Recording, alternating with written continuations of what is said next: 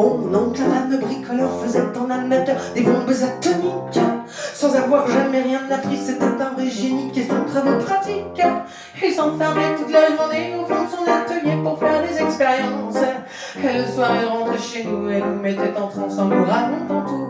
Pour fabriquer une bombe à mes enfants, croyez-moi, c'est vraiment de la tarte. La question du détonateur se résout en un quart d'heure, c'est de celle qu'on écarte.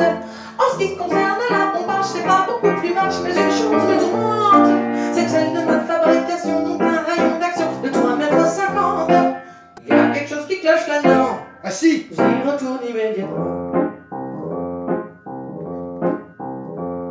Il a bossé pendant des jours, tâchant avec amour d'améliorer le modèle. Quand il déjeunait avec nous, il avalait d'un coup sa soupe en vermicelle. On voyait à son air féroce qu'il tombait sur un os, mais on n'osait rien dire.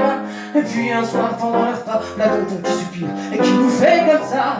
À mesure que je deviens vieux, je m'en aperçois mieux, j'ai le cerveau qui flanche.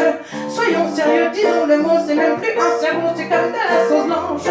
Voilà des mois et des années que j'essaie d'augmenter la portée de ma bombe. Et je ne me suis pas rendu compte que la seule chose qui compte, c'est l'endroit où ce qu'elle tombe. Il y a quelque chose qui cloche là-dedans. J'y retourne immédiatement.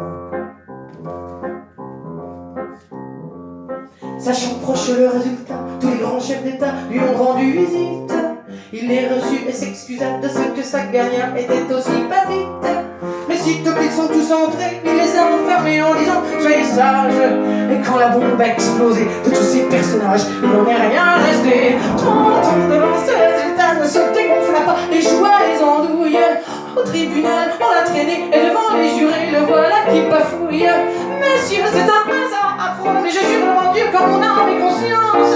En détruisant tous ces tordus, je suis bien convaincu d'avoir servi la France. On était d'en bas, alors on le condamna, et puis on l'amnistia. Et le pays reconnaissant les luttes immédiatement.